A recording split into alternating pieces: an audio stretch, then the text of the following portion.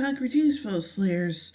First of all, I want to let you all know that yes, I'm aware of the unfortunate passing of Anthony Stewart Head, who played Giles in the series. So yes, I am made aware of that, and I just say rest in peace, and my condolences to him and his my condolences goes out to his family and friends and everyone who knew him. So yeah. Anyway, now, second of all, our look at Buffy Season 6 now continues on with Dead Things.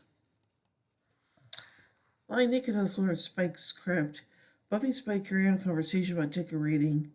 Spike then asks Buffy if she even likes him, to which she replies, sometimes. Pulling on a pair of handcuffs, he asks Buffy if she trusts him. She replies, never. Meanwhile, the trio, now hiding in a rented house after being forced to flee their lair, have put the finishing touches on a new gadget, their cerebral dampener, to turn anyone of their choice into their pseudo-willing sex slave. At Double Meat Palace, Buffy takes a break at her job in private to talk with Tara. While rubbing at her wrists, Buffy reveals that Spike is now able to hurt her, but not other humans. She says that she suspects that the resurrection spell brought her back to life wrong, but doesn't want to take a magic-related problem to Willow. She asks her to do some research to see if she can find out just what is wrong with her. Warren browses for women at a bar, while Andrew and Jonathan watch through a camera in Warren's tie, pointing out various women they would like to have as slaves. Irritated by the suggestions, Warren removes his earpiece and approaches his ex-girlfriend, Katrina. She wants nothing to do with Warren, but uses a cerebral dampener and she addresses him as Master. Buffy returns home after her day at work, the writer is preparing for Xander Anya's wedding by teaching Dawn to waltz. Buffy comes upset when she learns that Dawn has spent the night at her friend Janice's house, but she decides it's better for her to go to the Bronx with her friends than to stay at home and brood. At their lair, the trio enjoys champagne served by Katrina, who has been dressed in a maid's outfit and admire Warren's selection. He takes Katrina to another room for sex, but the dampener's control fades. In her fury, Katrina reveals to Jonathan and Andrew that she is Warren's ex-girlfriend, shocking the two, with Andrew telling him that's messed up. Katrina goes on to tell the trio that what they're planning to do to her constitutes rape. As Jonathan and Andrew start to realize the severity of their actions, Katrina announces her plans on going to the police, so she goes on to leave the basement. Before she reaches the door, Warren hits her on the back of her head with a bottle. Katrina falls to the stairs, dead. Warren promises to get rid of the body that will also take Buffy out of the picture. Andrew and Jonathan are not eager to take part of this. At the Bronx, Buffy and Willow talk about Willow's recovery, watching Xander and Anya dance jubilantly together. Willow tries to come and dance for her, but Buffy wanders up to the balcony. Spike soon joins her. Hidden away, Spike and Buffy have sex while he speculates on how her friends react to the truth about the two of them. Buffy closes her eyes at the thought, but Spike tells her to open it to them, to watch her friends while she gets away with it right under their noses.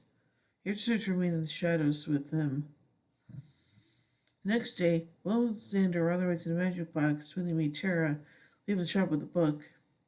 Will and Tara talk about the book Tara holds and about Will's success with staying away from magic. They part ways. That night, Buffy's supposed to be on patrol, but she finds herself in front of Spike's crypt instead. He senses her arrival. When he opens the door, she has already bolted.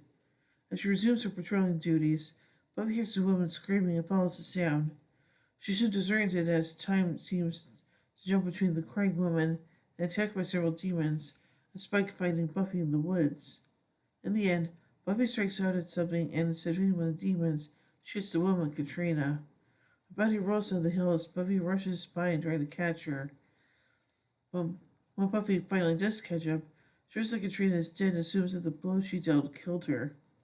Behind a tree, another Katrina watches.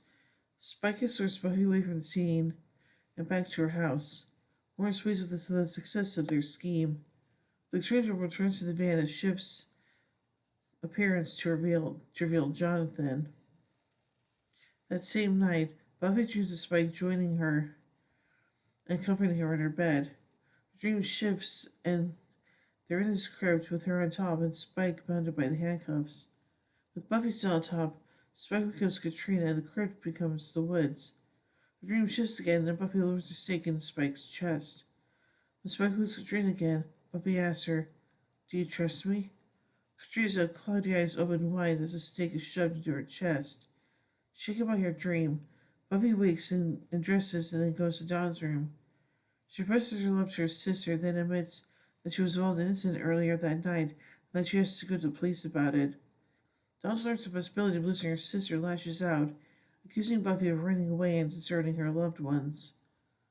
Spike catches Buffy outside the police station, tries to stand in the way of her turning herself into the police.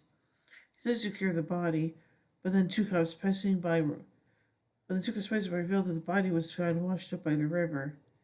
Despite this, Spike still trying to stop her from admitting guilt.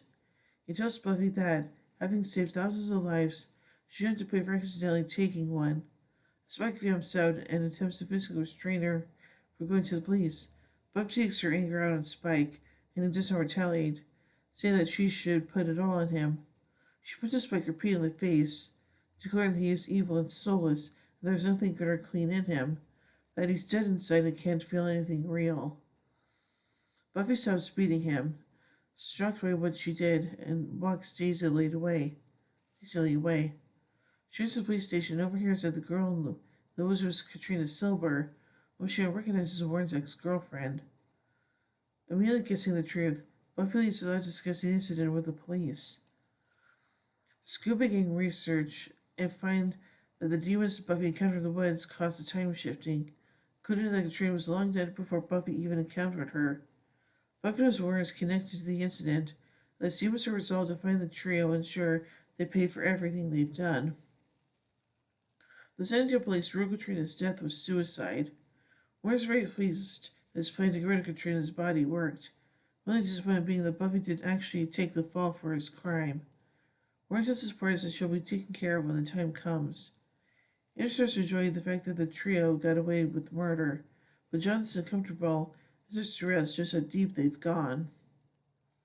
Tara reports to Buffy that her research pointed out that the spell didn't bring Buffy back wrong. The only effect the process of rematerializing had on Buffy was something akin to a molecular suntan. This effect didn't make Buffy more or less human, but was just enough of a change to fool Spike's chip. Buffy is shocked and asks Tara to check again. Tara assures her that she's certain, so she asks Buffy what's wrong. Buffy then implies that she loves more than just the exchange of punches between her and Spike.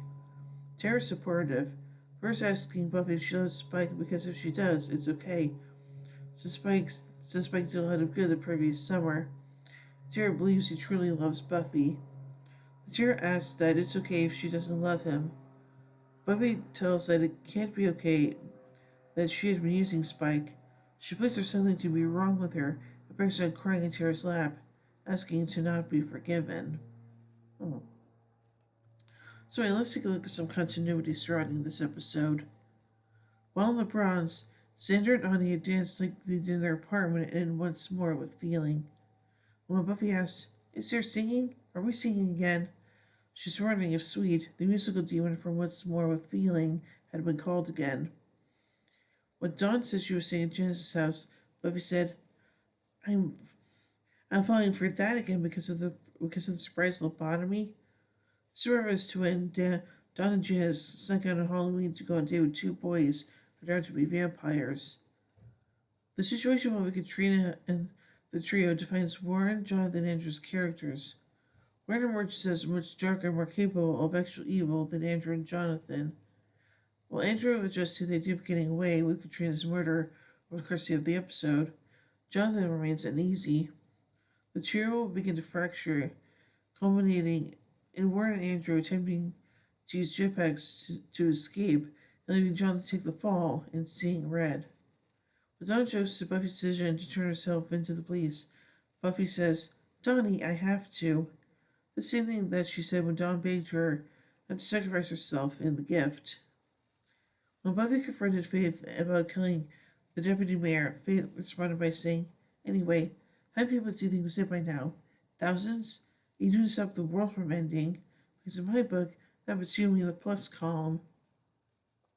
When Buffy goes to turn herself in, Spike asks her, "I know people are alive because of you. How many have you saved?" One dead girl doesn't tip the scale. Spike's admission if I went back and took care of it was identical to what Faith told Buffy about the death of the deputy mayor. Both attempts failed and the victims were recovered from bodies of water. Buffy cries to Spike, "You can't understand why this is killing me.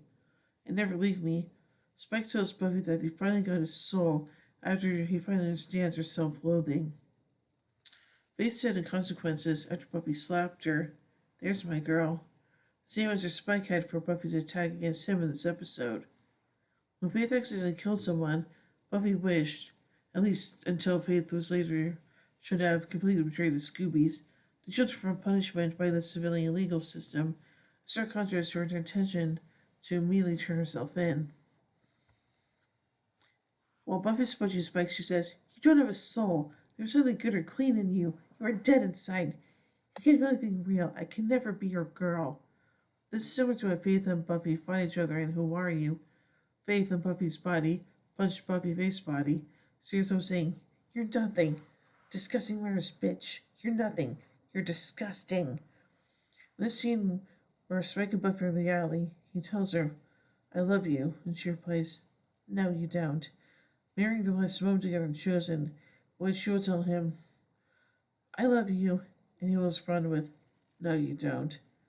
During a conversation with Tara, Will wears a jacket she will wear as Dark Willow in the last 3 episodes this season: Villains, 2 to Go, and Grave. Katrina is warned of the Skankbot and Aluminum's Nutbolts who tried to choke her. It refers to April and "I Was Made to Love You." Later, at the police station, Buffy remembers meeting Katrina in the same episode. Tara becomes the first of the Scoobies to find out about Spike and Buffy's sexual relationship. Willow, Xander, and Dawn will discover an entropy, and Buffy will tell Giles in 2 to Go. Willow has not cast a spell for up to 32 days. It's not cast a spell for 32 days up to the start of this episode, meaning this episode takes place exactly that many days after Gone. Spike sprinkles a pinch of burbleweed into his cup of blood, as he likes to do in All the Way. So now let's take a look at some production notes. Sarah Michelle Gellar explains that this is her least favorite episode of the series. Quote, "I had trouble with the episode where Buffy had sex with Spike on the balcony while watching their friends. I really thought that it was out of character, and I didn't like what it stood for. That was the moment I had the most problems with."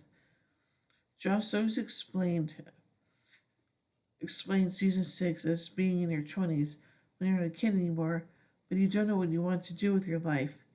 I always said that I didn't understand this season because I've always known what I wanted to do. I didn't have that confusion, that dark and depressive period.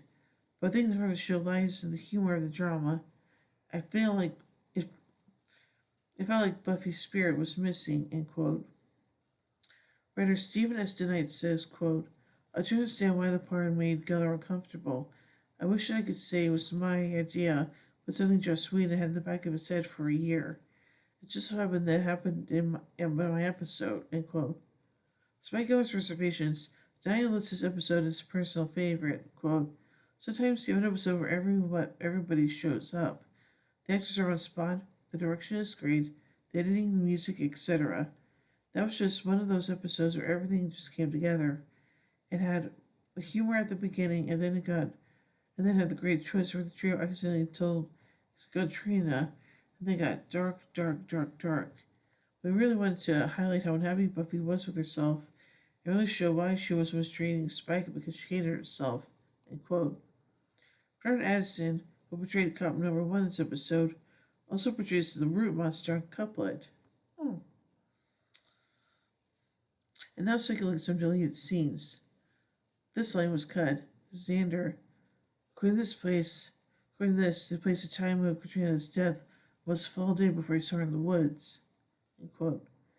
And the scene where Buffy was to terror that she has been sleeping with Spike, Buffy was scripted to limit how hard it is to lie to everyone who she was sleeping with. To responded, quote, "Sweetie, I've been there," end quote. Daily leaked online. Daily leaked only revealed the lines were filmed, but cut in editing. And now take some pop culture references. Buffy mentions having posters of New Kids on the Block in her bedroom.